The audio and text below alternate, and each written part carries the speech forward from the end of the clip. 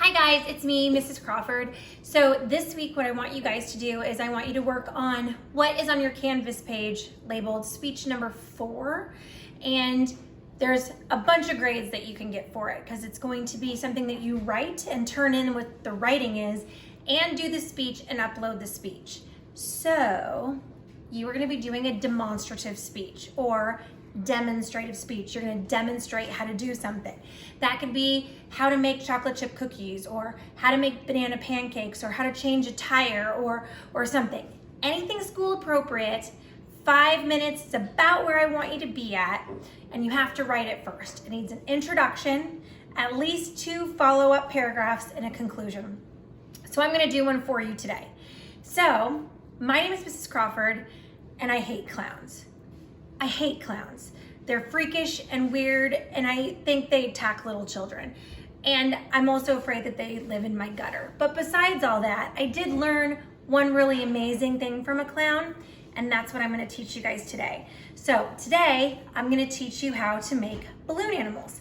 What you need to do that is a packet of the long string balloons, and I actually need a pump because for as much hot air as I actually have, it's really hard to blow those up.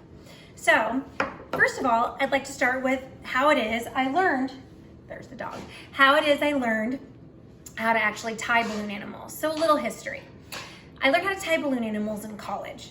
Not that I was a clown or did anything like that, but I was actually with a theater group that traveled to children's hospitals, and we would perform short little plays for sick kids. And we would run into a whole bunch of other people that were there to make kids happy too. And one time we met a clown. The clown was not as creepy as I thought, and in fact taught me how to tie balloon animals. I can't do a lot of different things, but I can do some of the basics, including a dog, kangaroo, a bunny, and something like that. Can't do a bicycle, sorry. But today I'm gonna show you how to do a dog. So what you need is you need to have one balloon blown up, and you always wanna have like a little tail on the end of it. And there are a couple things you wanna remember. One is before you get your balloon, you wanna stretch it out a lot so that it's easier to tie with your fingers. What you'll do is you'll blow up the balloon either with your mouth or with a pump and then tie off the balloon. Once you have the balloon tied off, what you're gonna do is you're gonna have 2 hands involved.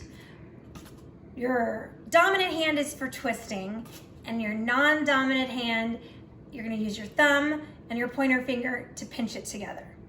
So the very first part of it is you're gonna make your dog's nose. So you're gonna decide how long you want your dog's nose to be. So my dog's nose is gonna be about this big. So I'm gonna pinch it together with my left hand, and I'm gonna twist a couple of times around so that it looks like this.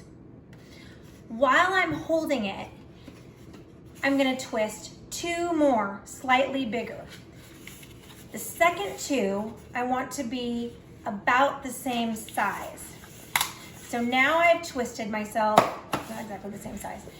Now I've twisted 1, 2, and 3 bubbles. Now this is the hard part to understand. I'm gonna take all 3 of these bubbles and I'm gonna bend them so that I have what's essentially the head of my dog and this big long body part right here, and I'm gonna hold them side by side. Now, don't be afraid to do this part. It might make like a really heinous noise, but it will stay. So you're gonna take the bottom part and you're actually gonna twist those 2 together. And now you have your dog head. So right now, you have a creepy dog with a really long neck and no arms and legs. So we need to give it some arms and legs. We're gonna do 3 more bubbles. The first bubble is gonna be its neck, and the next 2 bubbles are gonna be its front feet.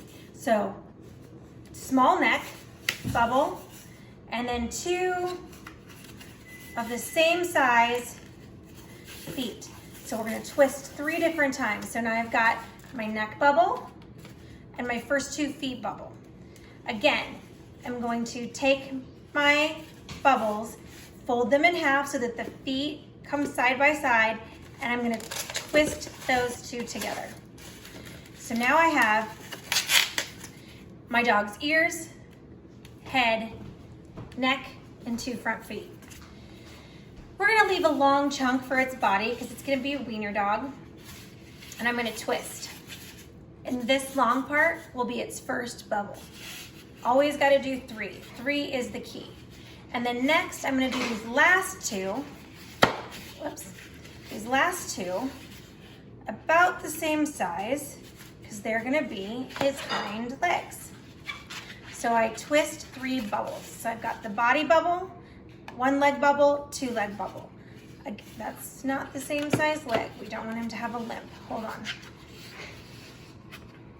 That's better. So, body bubble, first leg bubble, and second leg bubble. So now that I have those 3, and I'll redo that one because it's being a pain. There we go. So I have body bubble, first leg bubble, second leg bubble. Bend and twist those last 2 together. Okay, so now I have my dog, my very long dog. I have his ears, his head, his neck, front feet, body, back feet, and his tail. And that is how you make a very easy balloon dog.